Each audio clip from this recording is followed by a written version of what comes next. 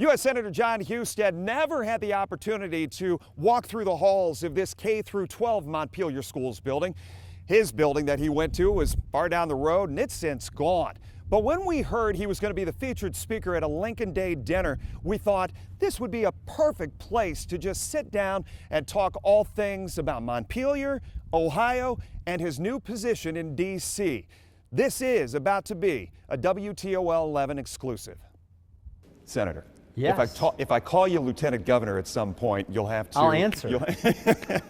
Talk to me a little bit about coming back home like this, because what we said we wanted to do was talk about the homecoming. This local boy, if you will, who is now a senator.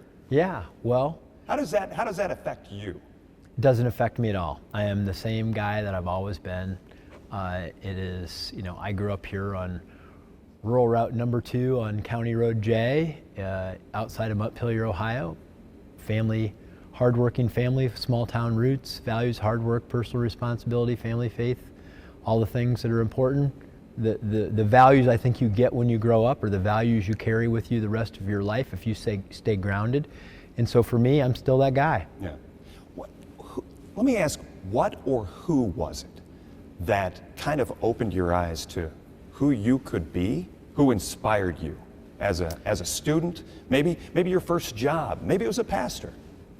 So it's very interesting. I can't point to one person or one moment because I absorb everything.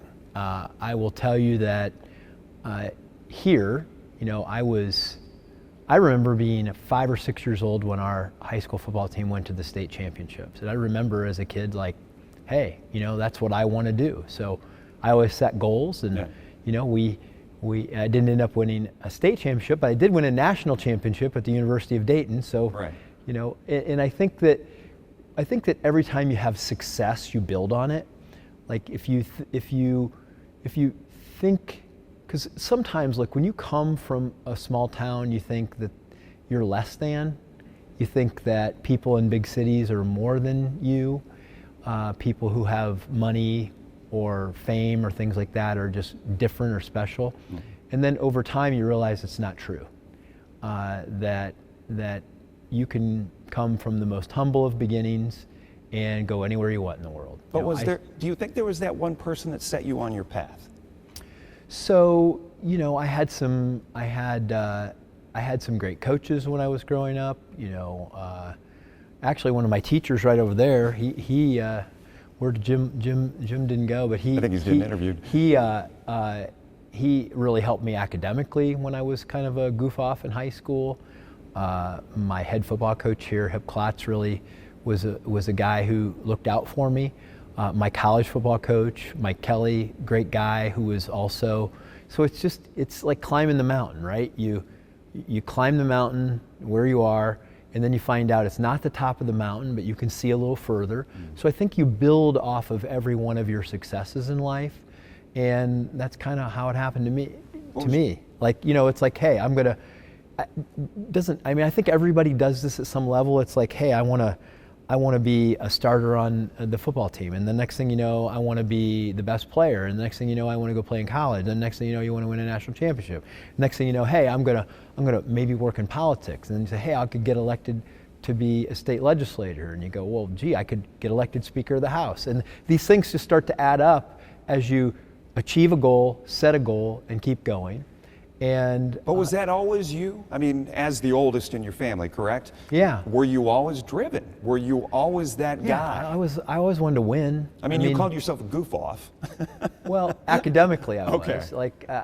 But athletically I was not. I mean, I was always the most disciplined guy. I was in the weight room more than anybody else. First in, last out? Yeah. I mean, in college, I was always going to be the guy that never missed a workout, always worked out, and set goals and wanted to win. I mean, if you want to win, you learn that you got to pay the price. That means that you don't get to go goof off. You don't get to go to out with your friends and have fun. That you're going to dedicate yourself to that cause, and it's a choice. Like literally, I think success in life is just fighting till the other person quits, and that's eventually happens. In any competition you're in, if you just refuse to relent, eventually the other guy will. My dad always said to me, you can't squeeze 110% out of a 70%er. So I put that to you from the standpoint of politics, because you have that background, you have that mentality of fight, fight, fight, fight, fight. Do you see that in state government? Do you see that now in the federal government, that there aren't those that you can squeeze that extra out of? Yeah, I mean, look, there are plenty of people. Success comes from those people who, I mean, eventually people quit along the way. I mean, they don't want to pay the price. I always say that you can do anything you want in the world if you're willing to pay the price. But some people just don't want to, and that's fine, because it's hard. Paying the price is hard. That means sacrifice, it means discipline, it means doing the things that other people don't want to do. But as you get older, you mature in that. Like, because I talked with my wife about this the other day, about competition. We were talking about our kids, and said, look, I lost plenty of friends over time because I was ultra competitive, right? Like, I always had to win. I always wanted to be the best. But as you get older, then you learn how to compete, and that you don't have to win at everything, that you have to pick your fights, pick your battles, that building relationships is a way to help you win rather than destroying them. Yeah. And that's part of maturing, that's part of watching the success of how you do things. Because this is the other part, you can give everything you want as an individual, but no one really does it on their own. You got to be part of a team, you got to bring people to your cause. That's particularly true in politics, because in the end, though, once you elevate yourself in a profession, whatever that is, it's not really about you anymore. It's about everybody else. Yeah. It's about how you help them, because people need to see you as somebody who is looking out for them. They're not voting for you for your interests, they're voting for you for their interests.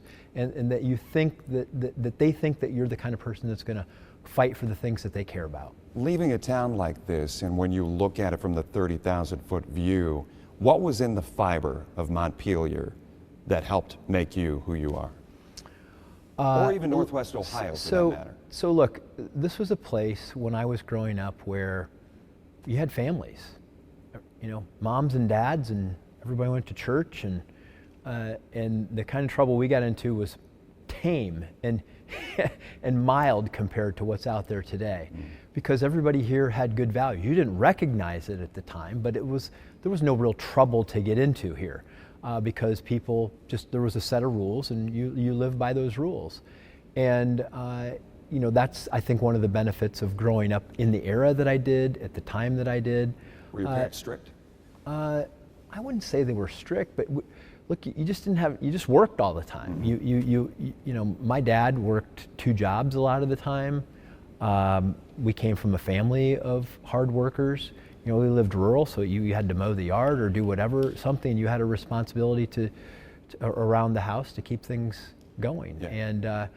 And we didn't have our technology to distract us. We didn't have all of those things. When I wanted something to do, I'd go fishing. I'd ride my bike. We had snowmobiles growing up, or I'd go hunting. It would be. I remember when I was growing up, we would get in our cars and put our guns in the car and go hunting. And now, if you think of a bunch of teenage kids driving around with guns in their car, you'd be like, "Oh my gosh, what a crazy thing!" That was pretty commonplace because we all acted responsibly, and that's how it was. And that's what you get when you grow up in a community with good values. Today, even in some rural communities, those values are gone, and they're not adhered to like they once were. And I'm very nostalgic for that, but I also think that there's a lot of lessons in that maybe we need a little reset as a society. Finish this sentence. Northwest Ohio is? Hardworking, great place to live, good values. Let's transition from the state government into the federal government. And you go from this laser focus on state politics and different corners of the Buckeye State. All of a sudden, you have got to look at 50 states and make sure that you are there for all, right? Even though your focus is still as a U.S. Senator elected from Ohio. But how do you go about changing that focus? What did you take from your time as Lieutenant Governor, from your time as Secretary of State, and say, this is applicable in D.C.? Everything. Look, I was in the legislative branch. I was Speaker of the House in Ohio. I was Secretary of State. I got sued all the time as running the elections, so I know how the federal courts work. I was in the executive branch as Lieutenant Governor and did all the things that happen. So I really understand how all aspects of government work. And so when I go to Washington, I understand why the president does what the president does. I understand why the Senate wants to do what it wants to do. It's the separation of powers. It's the natural tensions between those places. But I also, what I bring that few people there have is an experience of actually seeing how this works on the ground. You can make a law in Washington. I know how it's administered at the state level. I know how county governments do it. I worked briefly in county government in Montgomery County. So I know like how all of this works. And so what I do is I try to inform that process to give people an understanding. It's like, look, if you do this, this is what the consequence is. Or you may think this is how it works, but this is how it actually works. And so, look, we've 100 senators, a lot of really wonderful, brilliant people. Every one of us brings something different to the job. That's what I bring. Mm-hmm. Different talents, temperaments, and convictions. Yeah. Right? Well, and by the way, look, I care about what's good for America, but I also have to prioritize what's good for Ohio. Well, that's the thing I was going to ask you, because you, in all of your time in politics, you have been very focused, laser focused, I'll use that again, on states' rights. And how do you transition then to the federal government getting involved here, the federal government getting involved here? Yeah, I do it all the time. Right now, as we go through this reconciliation process, I have a lot of ideas on how we instill the work ethic into America again. And rather than having a Washington solution, I say, let's just let the states experiment with this. Give the states the authority to run their own welfare to work programs, to run their own work requirements on Medicaid and things like that for able-bodied childless adults. We don't have to have the solution in Washington, and everybody's not going to agree. So just let your state, let these individual states figure it out, and then you'll be able to see, hey, Ohio did it really well, or Indiana did it great. And then we'll all learn from those experiences, and then we can build a stronger America. But the idea that the knowledge exists in Washington and you have to write the rules there, it's a failed concept, because every state's different, and each individual state will come up with a better solution for them than anyone in Washington will. Can you talk a little bit about the positioning of Ohio right now in the federal government, where you see things falling? Not only your position, Senator Moreno, obviously the Vice President's office. How well positioned is the Buckeye State? It's great, because anytime Senator Moreno and I need to get a hold of the White House, we know the president, we have the president's mobile phone number we can call him, and we have J.D. Vance there. And he's there to, both of them are there to answer. And we have a great relationship with them, but having J.D. as the vice president, and maybe someday the president of the United States, is a wonderful position for us to be in. And having good relationships with them is to the benefit of Ohio. You're on the ballot next year. You just got a huge endorsement from the president himself. Talk a little bit. I've been in Toledo virtually all my life. When I go to the ballot box next year, why do I pull the lever for Jon Husted? Why do I go there and say, I need Jon Husted in that position?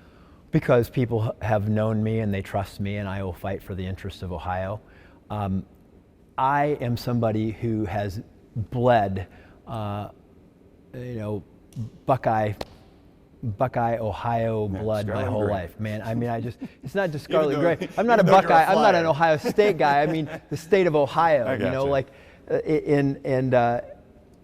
But I just love everything about the state. There are people in the southern part of the state that don't really appreciate what Lake Erie is. There are people in the northern part of the state that really don't understand the economic impact of the Ohio River. They don't understand the difference between what life is like in rural agriculture on the Indiana border versus the urban life in Cleveland. I understand all of those things so well, because I've just been a part of helping this formerly Rust Belt state now emerge as the go-to state in the Midwest for high-tech manufacturing. We're a state now that's population is growing again, that we've had 62 companies move from the coast to Ohio over the last 6 years.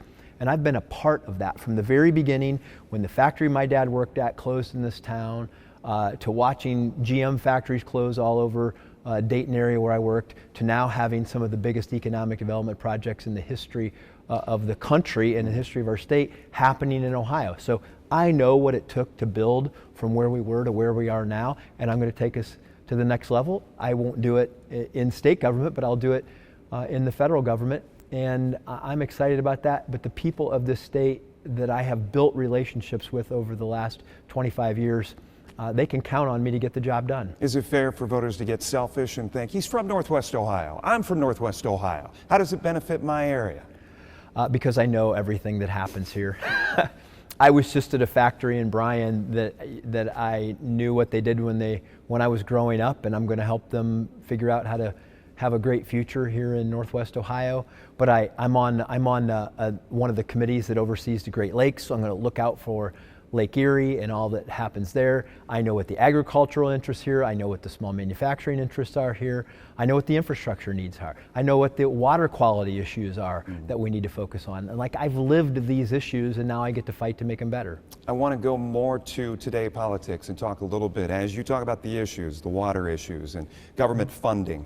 We've done a number of stories, Senator, over the last few weeks talking about organizations, fair housing, things that have had money that has been stripped away from grants and or federal dollars. Is this the new normal? You see it? Is it the necessary means to an end for some of these organizations that were so reliant on the federal government to now see there's a new day? So the details of these issues are important because there was a boost of COVID funding that a lot of people received that was one-time funding.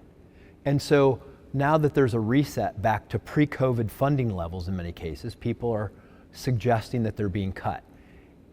In many cases, that's not true. I can't say in every case that's true, but in a lot of the complaints that I've had, they actually are getting more funding now than they did pre-COVID, but it's just not as much as they got during that boost of $5 trillion in government spending that happened during COVID that also led to the inflation and the problems we have. But I have to say this, that we have a $36 trillion national debt. We have a deficit that's nearly $2 trillion this fiscal year. That's not sustainable. That's generational theft, where the adults of our society over the last 50 years have run up a national debt that is stealing from our children and grandchildren. And yes, we're going to be doing a reset. And we're not going to be doing transgender operas in Columbia anymore. We're not going to have funding for ridiculous things that are wasting tax dollars. But in doing so, that's how we preserve them for the things that people really need. But do you Social Security, Medicare, Medicaid, those are the things that people need, that people work their whole life to make sure that those services are there. If you don't get this wasteful spending out of the way, then you do threaten those things. You go into D.C. angry, you go into D.C. inspired. You had to balance a budget every single year in the state of Ohio. So how do you go over there and see this credit card that continues to run up debt? It's incredibly frustrating. It is. And I've been there 12 weeks, and I laugh because I'm like, yeah, I show up 12 weeks there. Everybody listens to me and does exactly what I want them to do, right? Of course, that's not true, but I already am a voice on those issues. I've played the new guy a little bit on occasions. I said, hey, when do we have the conversation about the balanced budget? And people just chuckle. Do you get mocked? How is a freshman senator? You get hazed? How's a freshman senator treated? No, because everybody's vote matters when you're a U.S. senator. I mean, it doesn't. So the amount of time served doesn't matter. Look, if you're there longer, you have. You might be a committee chairman. You might have more influence on that. But in the end, everybody matters. Like every senator's vote is important. Walk me back into that meeting where you said. You're kind of back there raising your hand saying, when do we talk about the budget? So I do it all the time. I just keep saying, look, I'm not accustomed to working in a place where you don't balance the budget. You can't do taxes and spending separate from one another and think that they're going to come together. I honestly believe that there's only two ways that we'll ultimately get a balanced budget in this country, is that we will either pass a constitutional amendment requiring it, or people will stop buying our debt. And the Democrats and Republicans have been playing a game of chicken where the Democrats think if we keep spending, we'll force them to raise taxes. The Republicans think we'll keep cutting taxes and force them to cut spending. And in Washington, no one ever blinks because they don't have to balance the budget. And so I've just kept an open mind and said, I'm willing to approach this from a variety of directions. But what I'm not willing to do is continue to spend the money of future generations in the unaccountable way that it's happening right now. And Ohio had a Doge of its own. We did, I led it. Right, before it ever got talked about. And I don't think it wasn't broadcast, it wasn't media savvy like it is now. You know who was on my committee? I had Vivek Ramaswamy, J.D. Vance, Bernie Moreno, and myself. We were all working on these kinds of issues long before Doge. So is this the new normal, you think? I mean, from the federal guy, will Doge be here for the long run? So understand, Doge identifies potential savings, but ultimately the agencies have to make the cuts, and then Congress ultimately has that appropriation authority, and we'll have to do what's called a rescissions package to actually take back that money, or ultimately it will have to be spent. And I hope we'll do that, because there are a lot of things that are wasteful, but it's even bigger than that. It's setting up the right incentives, because a lot of times the federal government writes a check to the states and local governments, and the states and local governments administer it. But they have no incentive to save. They just, if somebody is spending SNAP money inappropriately, they don't have any responsibility to go enforce it. That's the federal government's responsibility. But there's no connection. There's no connection between the people that appropriate the money and the people that administer the money, and nobody has an incentive to save anything. And that's what leaders like myself have to try to ingrain into the process. That's what Doge is doing. They're shining a light on some of the problems. But what we're doing, what I want to do, is use what I did in Ohio. I used an AI tool to eliminate 5 million words out of the 17 million word Ohio regulatory code. Okay? If you were in Washington and you were going to read the federal registry, which is the regulatory code, if it was a book, it would be 35 feet tall and it would take you over 3 years to read it at 8 hours a day. Okay? No human being can understand all this. We have to use technologies like AI to go through, identify all of the areas that are outdated, duplicative, wasteful, and then have the agencies rescind all of those rules and regulations. I want to get to a couple of more things before we let you go.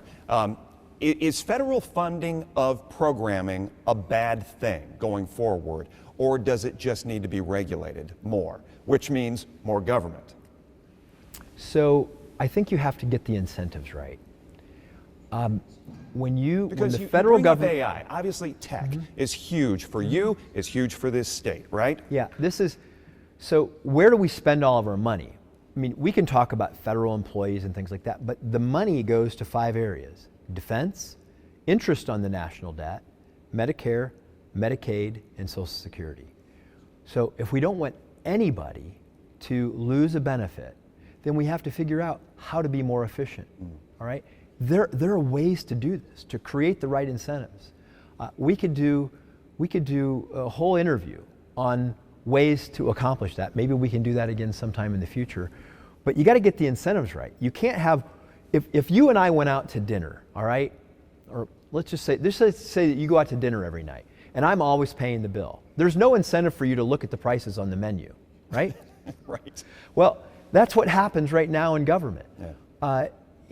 But if you went out to dinner and you had to pay 50% of the bill, you might start looking at the bill, or might start looking at the menu and price shop a little bit. Do you know how much it costs when you go to the hospital? Does anyone know how much it costs when you go to the hospital? No. How can you be a price-sensitive shopper if you never know what the price is? That's how most of government and government transfer payments work. And that has to change. Talk to me a little bit about tariffs in our remaining minutes, only because steel, obviously here in this part of the state, soybeans, so important, but it's been talked about a lot over the last few weeks of the hit that could happen. We don't know it yet, and the payoff is down the road. So where are you on tariffs? Is it the play right now? Do people need to be patient? Do Ohioans need to be patient? So I'll give my perspective on this. In 2001, when China joined the World Trade Organization, we all got scammed. And what's happened since that time is that presidents and world leaders have ignored it. Why? We had a terrorist attack. We had 2 wars. We had a financial crisis. We had a president at one point who was apologizing for American leadership. And then Donald Trump gets in there the first time. He starts to address it, but then COVID hits. So we've never really had a president that's confronted the scam that China is operating on us, where they steal our intellectual property, they subsidize industries that put our businesses out of business. They have really low wage labor in many cases that are making it hard to raise wages for the things that we make in America and around the world. So this fight has been a long time coming, and President Trump is confronting it. And I hope what will happen is that he will do trade deals with our allies first. Let's get those situations settled with Mexico, Canada, European Union, Japan, South Korea, people that we've had good relationships with.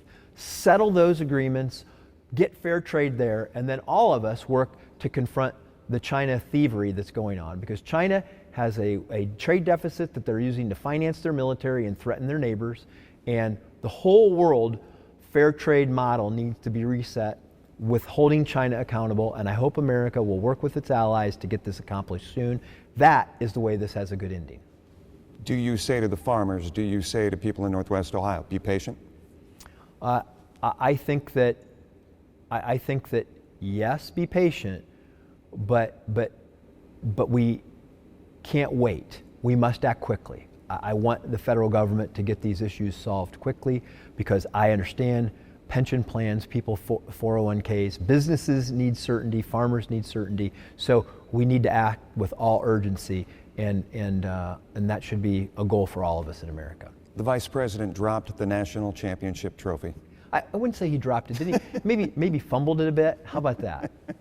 From a football background, that was your call. Yes. Well, look, in the end, he didn't drop it. Have you had a chance to talk to him about it? I have not, no. Okay. I didn't go to the event because literally since I got sworn in, I haven't been home.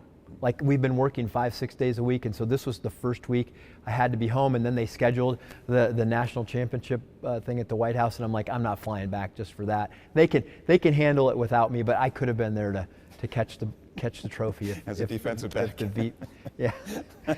Talk a little bit. Tough thing there. Our show is airing on Easter Sunday. Mm-hmm. What you want to share with people as far as this holiday, but also how important faith has been in your life? Incredibly important.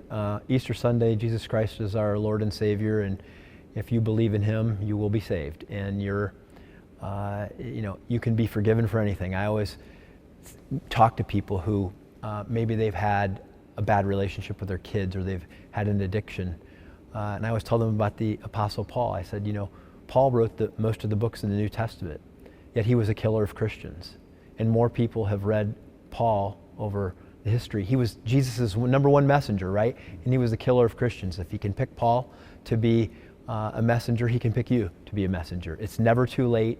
You can always find redemption, and that we should show each other grace and forgiveness in our personal lives. And maybe everybody on this Easter Sunday can show a little grace to their neighbor, and that will improve their relationships and their community and family. What did it mean to you to get President Trump's endorsement?